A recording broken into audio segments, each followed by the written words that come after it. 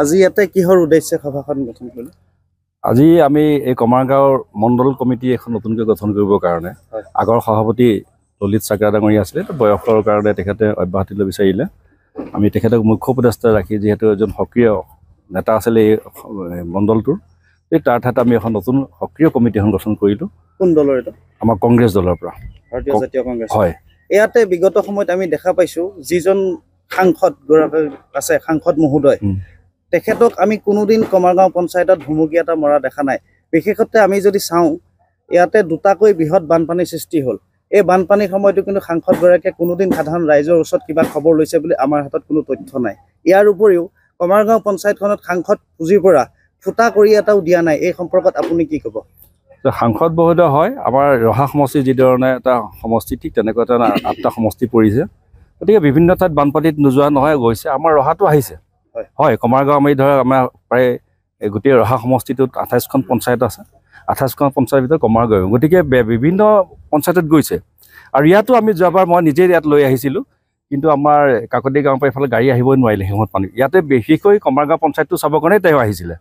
মই নিজেই লৈ আহিছোঁ, তেখেতৰ লগত আহিছিলোঁ। কিন্তু শেষত এটাই ক'ম, পিছত কমাৰগাঁও পঞ্চায়তখনত সাংসদ পুঁজিৰ পৰা ফুটা কৰি এটাও নিদিয়াৰ আমি সঁচাকৈ ভাৰতীয় কংগ্ৰেছ দলৰ যি সাংসদগৰাকী আছে, তেখেতে কমাৰগাঁও পঞ্চায়তখনক মাহিয়াই দৃষ্টিৰে চাই নেকি বাৰু?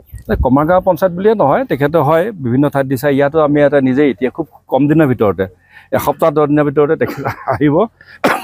অহাৰ পাছতে ইয়াত এটা আমি লাইব্ৰেৰী এটা আমি হেৰি কৰিছিলোঁ। লাইব্ৰেৰী এটাৰ কাৰণে তেওঁ ফাণ্ড এৰিছে, আৰু প্ৰশাসনিক কাম কাজৰ কাৰণে সেইটো প্ৰায় বছৰকে বছৰ, আজি 2-3 বছৰ পাৰ কৰি দিলেগৈ। সেইটো কাৰণে আমি ৰিলিজ হোৱা নাছিলে যদি ইতিমধ্যে ব্লক আহি পাইছে। আজিও মই ব্লকত যোগাযোগ কৰিছিলোঁ।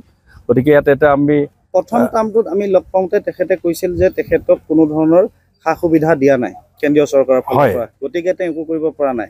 এই ক্ষেত্ৰত আপোনালোকে কি সঁচাকৈ দিয়া নাই? হয়, তেওঁ 2-3 বছৰ অৱশ্যে কৰোণাৰ কাৰণে, প্ৰথম তেওঁ জিকাৰ পিছতে কৰোণা আৰম্ভ হৈছিলে। প্ৰথম 2 বছৰ কৰোণাৰ কাৰণে তেওঁলোকে ফাণ্ড পোৱা নাছিলে। তেওঁ নহয়, প্ৰায়বিলাক এমপিয়ে পোৱা নাছিলে বুলি আমাক জনাইছিলে।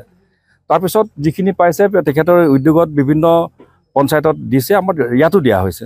তেতিয়া এটা পঞ্চায়তত, এইটো পঞ্চায়ত কমাৰগাঁও পঞ্চায়তত আমি এটা লাইব্ৰেৰীৰ কাৰণে আমি মাটি ইতিমধ্যে লৈ মেলি গোটেই দিছে, তেখেতে চেংচন দিলে, ইতিমধ্যে আগবাঢ়িছে। খুব কম দিনৰ ভিতৰতে আমি সেইটো আমাৰ আধাৰশিলা স্থাপন কৰি সেই কামটো আৰম্ভ কৰিম। আৰু বাকী তেখেতে ইয়াৰ পৰা বানপানীৰ সময়ত যিবিলাক মথাউৰি চথাউৰিৰ কাৰণে লিষ্ট দিয়া হৈছে, তেখেতে নিজে দিছে। মই নিজে তেখেতক ছাবমিট কৰিছিলোঁ, আৰু তেখেতৰ ৰাইজৰ পৰা লৈ মেলি আৰু কেইবাটাও ৰাস্তাও ইতিমধ্যে অন্তৰ্ভুক্ত হৈছে। সেইবিলাক দিল্লীৰ পৰা চেংচন হয়, ইতিমধ্যে ৰহা SD অফিচৰ পৰা গৈছে, চুপাৰিনটেণ্ডেণ্ট ইঞ্জিনিয়াৰ অফিচৰ পৰা এইবিলাক গৈছে। মানে সাংসদ পুঁজিৰ পৰা কমাৰগাঁও পঞ্চায়তত কিবা কাম হৈছে নেকি বাৰু আপুনি জানে? সেইটো কথা ক'লো যে এটা ডিষ্ট্ৰিক্ট লাইব্ৰেৰীটোৰ কাৰণে হোৱাটো মই ক'ব যোৱা নাই, যে কিবা কাম অলৰেডি কোনোবাই কিবা কাম মানে চেংচন কৰি কোনোবাই আনিছে বুলি আপোনাৰ হাতত তথ্য আছে নেকি, বা কৰিছে বুলি তথ্য আছে নেকি? নাই, কৰিবহে। ৰাস্তাৰ কেইবাটাও ৰাস্তা আমি ইয়াত ধৰি 3-4টামান ৰাস্তা মই নিজে দিছিলোঁ, মই ব্লক সভাপতি হিচাপে, আৰু প্ৰায়কেইটাই চেংচন নহয়, 2টামান চেংচন হৈছে বুলি ইতিমধ্যে গম পাইছোঁ। সেইবিলাক কৰোঁ। কমাৰগাঁও পঞ্চায়তত কংগ্ৰেছ দলৰ প্ৰতি সঁহাৰি কেনেকুৱা পাইছে? যথেষ্ট সঁহাৰি আমাৰ কংগ্ৰেছ দলৰ। আমাৰ ইয়াত যথেষ্ট মজবুত এটা স্থিতি আছে, আগৰ পৰা আছে, এতিয়াও আছে। গতিকে আমি এতিয়াও যি লোকসভা নিৰ্বাচন হৈ গ'ল, তথাপিতো আমি যথেষ্ট ইয়াত ভোট পাইছোঁ।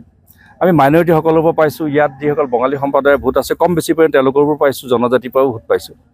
গতিকে যথেষ্ট আশাবাদী। ইয়াত অখিল গগৈ ডাঙৰীয়া লুৰিণজ্যোতিও আহিছিলে, তেখেতলোকৰ সন্মুখতো যে ৰাইজে যিখিনি প্ৰতিশ্ৰুতি দিছে সেইমতে সময়ত ভোটো দিছে।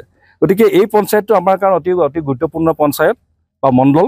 গতিকে এইবাৰো আমি এই মণ্ডলটোৰ পৰা যথেষ্ট ভোট পাম বুলি আশা ৰাখিছোঁ। আমাৰ কৰ্মীসকলো এতিয়া আগতকৈ, যিহেতু গৌৰৱ গগৈ ডাঙৰীয়া নতুনকৈ সভাপতি হ'ল, গৌৰৱ গগৈ ডাঙৰীয়া সভাপতি হোৱাৰ পিছত গোটেই সমগ্ৰ অসমতে এটা আমাৰ কংগ্ৰেছ দলৰ যিসকল আমাৰ সৈনিকসকল বা কৰ্মীসকল উৎসাহিত হৈছে।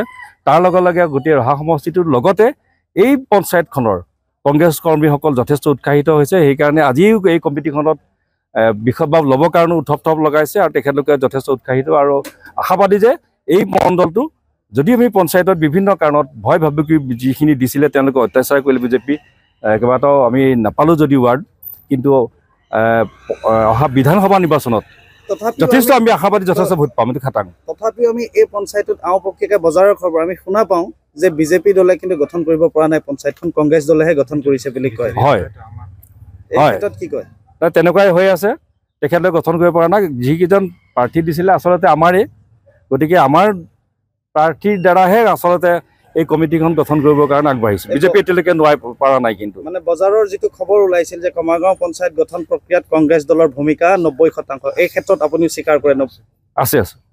ঠিক আছে, গতিকে আমি আশা ৰাখিছোঁ যে এই পঞ্চায়তখন আমাৰ দখলত থাকিবই, আৰু তাৰ লগে লগে এইটোৰ দ্বাৰাই আমি 26 চনত এই পঞ্চায়তৰ লগতে গোটেই সমগ্ৰ ৰহা সমষ্টি 28খন পঞ্চায়তৰ যোগেদি 26 চনত আমাৰ বিধায়ক ইয়াত নিৰ্বাচিত হ'ব, আৰু অসম চৰকাৰ গঠন কৰাৰ ক্ষেত্ৰত ৰহাৰ যথেষ্ট ভূমিকা থাকিব বুলি আমি আশা ৰাখিছোঁ। ধন্যবাদ।